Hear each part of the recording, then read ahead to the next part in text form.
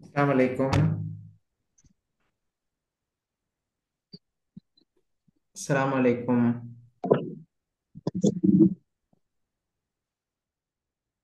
வலைக்கும் அஸ்ஸலாம். வலைக்கும் சலாம் சார்.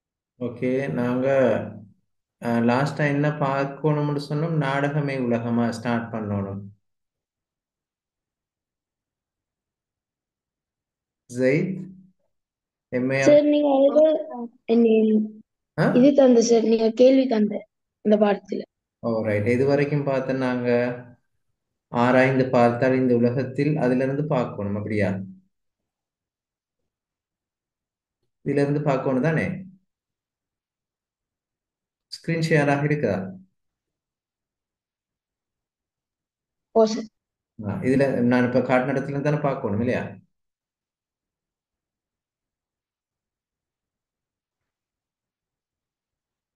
ஆமினா, ஜெயித், ஓகே என்ன சார்? சார். இந்த இடத்துல இருந்து தானே பார்க்கணும். ஓ சார். ஓ. பாருங்க, ஆராய்ந்து பார்த்தால் இந்த உலகத்தில் உள்ள ஒவ்வொரு மனிதனும் ஒவ்வொரு நடிகனாகவே வாழ்க்கை நடத்துகிறான். ஒரு பிச்சைக்காரன் வந்து எவ்வித வளைவும் குலைவும் தாழ்வும் இன்றி, அம்மா பிச்சை என்றால் யார் இறங்குவார்கள்? அதற்காக அவன் தன் முகபாவத்தை மாற்றிக் கொள்கின்றான். குரலில் குலைவு காட்டுகிறான். இரக்கம் இன்றியமையாததாகின்றது. இப்ப ஒவ்வொருவரும் நடித்து கொண்டுதான் இருக்கிறார்கள் என்பதற்கு காட்டுகின்ற உதாரணம் தான் இது. என்ன? இப்ப பிச்சைக்காரன் ஒருவன் வந்து அவனுடைய வார்த்தைகள்ல கனிவும் குலைவும் இல்லாட்டி யாரும் அவனுக்கு ஒண்ணும் கொடுக்க மாட்டாங்க என்ன? ஆகவே அவன் கனிவாகவும் குலைவாகவும் நடிக்கிறான் என்றுதான் சொல்ல வராரு. ஓர் உத்தியோகஸ்தரை எடுத்துக்கொள்வோம். அவர் தம் மேலதிகாரி முன் நிற்கும் போது உள்ள நிலை என்ன? ஆடை அணிக ஆடை அணிகலன்கள் எப்படி இருக்கும்? முகபாவம் எப்படி இருக்கும்? ஸ்வரம் எப்படி இருக்கும்? அவரே தம்மை விட தாழ்ந்த உத்தியோகத்தரிடம் எப்படி நடந்து கொள்வார்? அப்படித்தானே? ஒரு அதிகாரி தனக்கு மேலுள்ளவங்களோட நடக்கிற நேரம் எப்படி நடந்து கொள்வாரு, தனக்கு கீழ் உள்ளவங்களோட பேசுற நேரம் எப்படி நடந்து கொள்வார்? வித்தியாசம் இருக்கும் என. அப்பொழுது அவர் முன்னைய உத்தியோகத்தரா? இல்லவே இல்லை. எடுப்பான தோற்றம், முறுக்கான பேச்சும், அதட்டலும், என்ன, உருட்டலும் எங்கிருந்தோ வந்துவிடும். இவை எதனை காட்டுகின்றன? அவர் இந்த உலகத்தில் அடிக்கடி வேஷம் மாறி மாறி நடிக்கிறார் என்பதைத்தானே காட்டுகின்றன. அவர் என்ன, நாமும் அப்படித்தான். ரைட். இப்போ ஒரு வினா எழுதி கொள்ளுங்க பிள்ளை. உலகத்தில் அனைவரும் நடிக்கின்றனர். உலகத்தில் அனைவரும் நடிக்கின்றனர் என்பதற்கு காட்டப்பட்டுள்ள உதாரணங்களை தருக. உலகத்தில் எல்லோரும் நடிக்கின்றனர் என்பதற்கு காட்டப்பட்டுள்ள உதாரணங்களை தருக.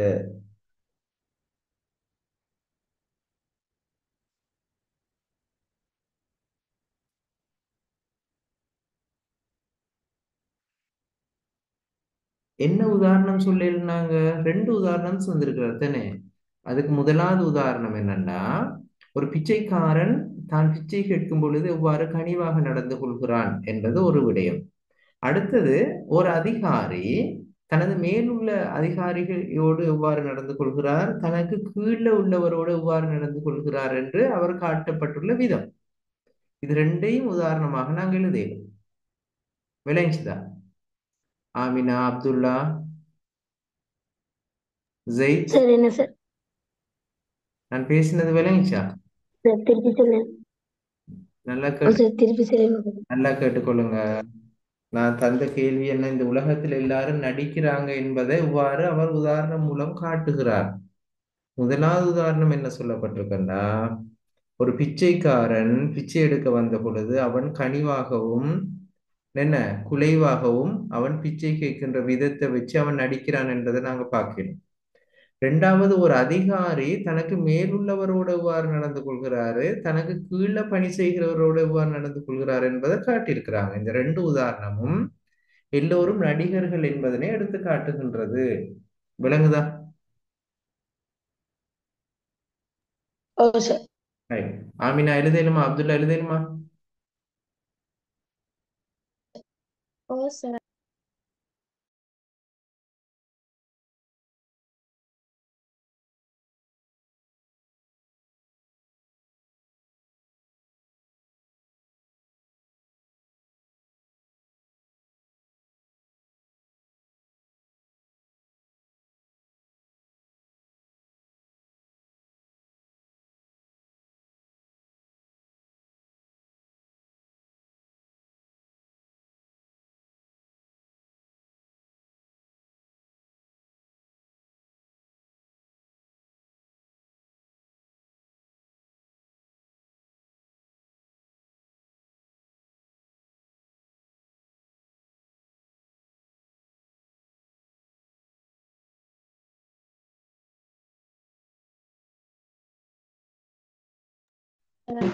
எம்எஸ் மரியம், நாங்க ஒரு கேள்வி கொடுத்தோம், எழுதி கொள்ளுங்க. உலகில் எல்லோரும் நடிக்கிறார்கள் என்பது எவ்வாறு எடுத்து காட்டப்பட்டிருக்கிறது? உலகில் எல்லோரும் நடிக்கின்றார்கள் என்பது எவ்வாறு எடுத்து காட்டப்பட்டிருக்கிறது?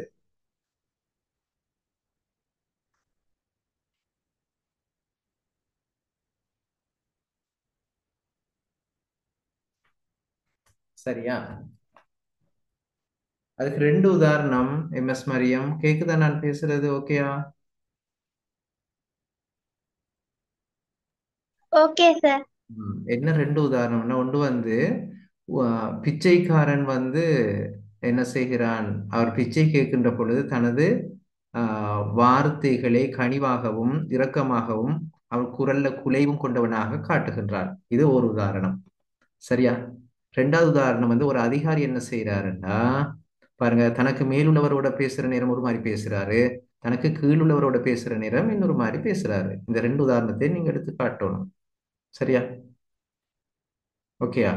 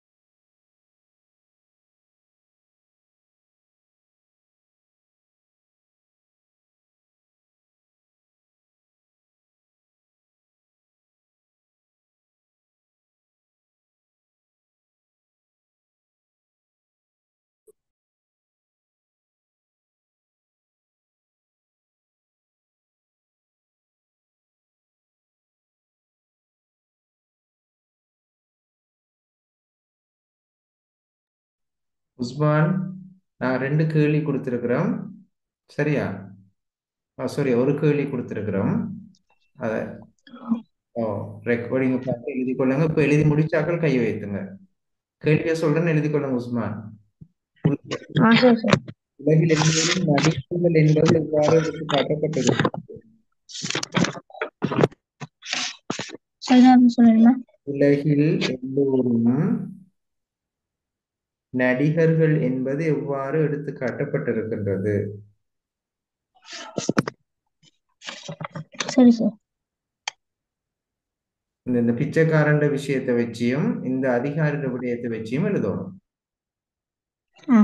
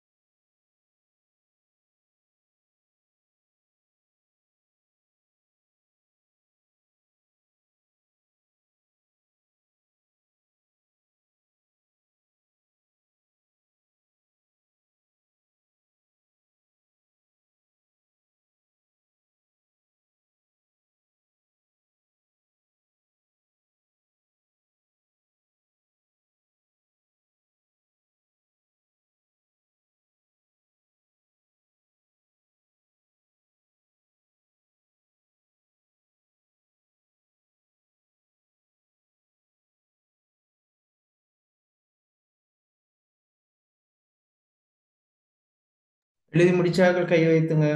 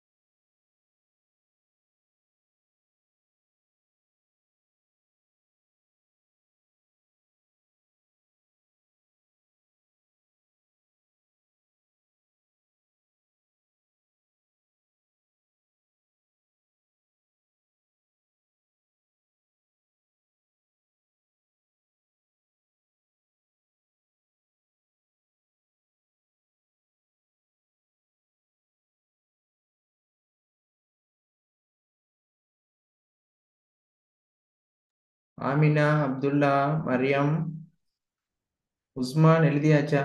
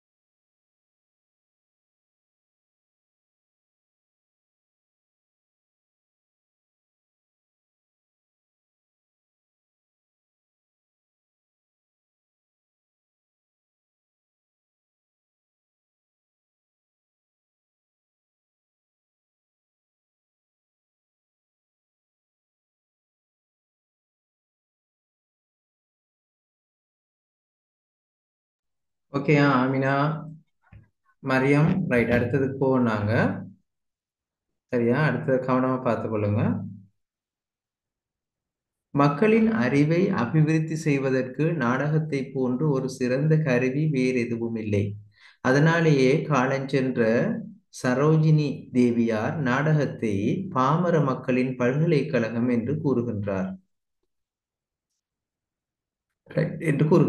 ஒரு நாட்டின் ஒரு பார்வையினால், ஒரு நடிகன் ஒரு பார்வையினால், ஒரு முகபாவத்தால், ஒரு ஸ்வரபேதத்தால், ஒரு வளைவினால், ஒரு குலைவினால், ஒரு தலையசைப்பினால், ஒரு வீச்சினால் விளக்குகின்ற கருத்தை ஒரு எழுத்தாளன் 9 பக்கம் எழுதினாலும், ஒரு பிரசங்கி 9 மணி நேரம் பேசுவதனாலும் நம்முடைய மனத்தை அவ்வளவு நன்றாக பதிய செய்ய முடியாது என்பது உறுதி. இப்போ ஒரு கேள்வி எழுதி கொள்ளுங்க. சரோஜினி தேவியார் சரோஜினி தேவியார் நாடகத்தை பற்றி கூறிய கருத்து யாது? சரியா? சரோஜினி தேவியார் நாடகத்தை பற்றி கூறிய கருத்து யாது? என்ன கருத்து சொன்னா? என்ன சொன்ன பிள்ளைகள்?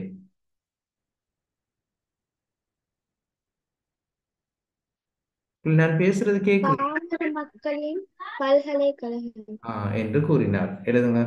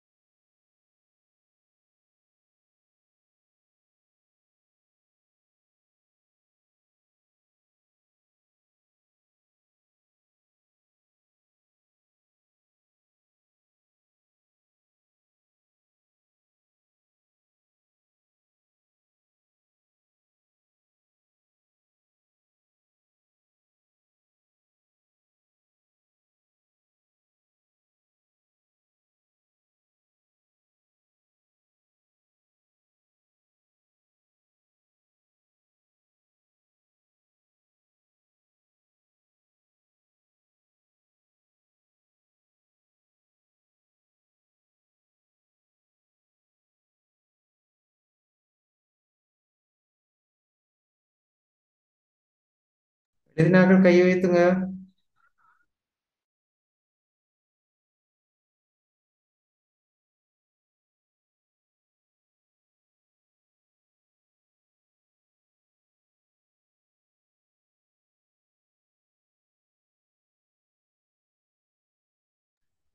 ஓகே, நீங்க ஒரு காலத்தில் ஒரு நாடகத்தை சபையில் அரங்கேற்றினார்கள்.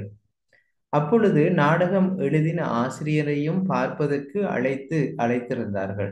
நாடகத்தை பார்த்து கொண்டிருந்த ஆசிரியனுக்கு பெரும் திகைப்பு ஏற்பட்டு விட்டது. இது நம் இது நாம் எழுதின நாடகம் தானோ என்ற சந்தேகம் கூட தோன்றியதாம். ஏன், அவன் நினைத்து அறியாத அபூர்வ கருத்துக்களை எல்லாம் நடிப்பில் வெளிப்பட்டன. இதிலிருந்து நாடகத்தில் நடிப்பு எவ்வளவு முக்கியமானது என்பதனை அறியலாம். ரைட். அடுத்த கேள்வி எழுதுங்க. நாடகத்தில் நடிப்பு எவ்வளவு முக்கியமானது?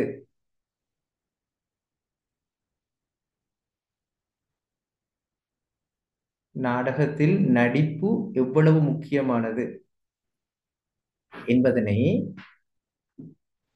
நாடகத்தில் நடிப்பு எவ்வளவு முக்கியமானது என்பதனை ஆசிரியர் எவ்வாறு விளக்குகிறார்? ஆசிரியர் எவ்வாறு விளக்குகிறார்? நாடகத்தில் நடிப்பு எவ்வளவு முக்கியமானது என்பதனை ஆசிரியர் எவ்வாறு விளக்குகிறார்? விடை எழுதிடுமா? ஓ சார். ஓ இல்லைங்க சார். சார். நான் மார்க் பண்ணியிருக்கிறேன்னா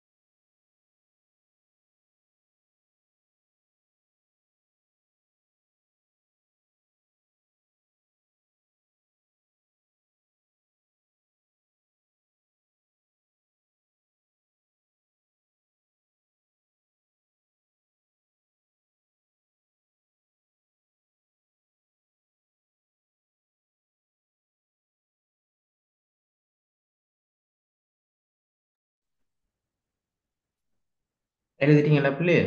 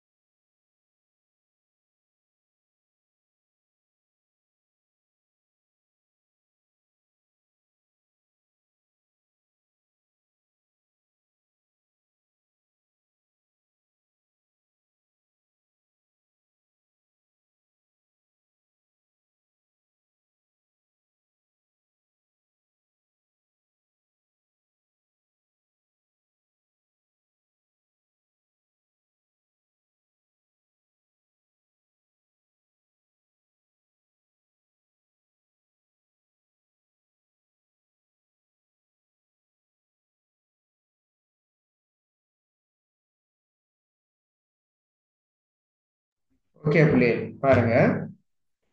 ஒவ்வொரு பாடசாலையின் உயர்கல்வி நிறுவனத்திலும் நாடக அரங்கு இருக்க வேண்டியது அவசியம். சரித்திரம், புராணம் ஆகியவற்றை நாடகம் மூலமாக கற்பிப்பது சிறந்த முறையாகும்.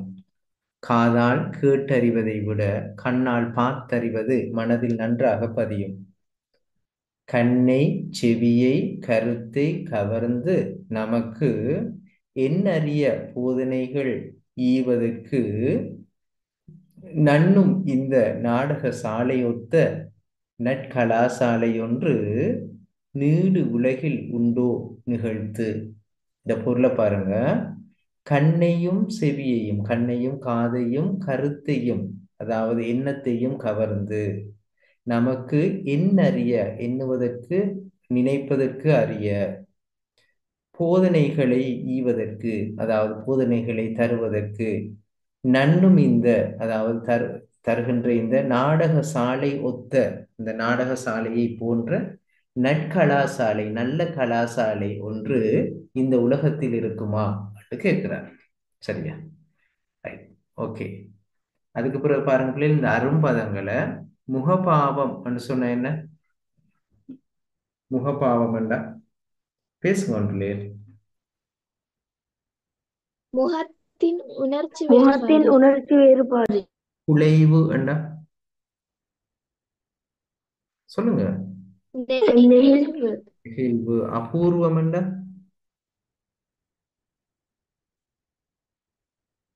பேசுங்கோ. அபூர்வம் என்றா என்ன? அறிவு, அரிது. அறிவு. இது பிரசங்கி என்றா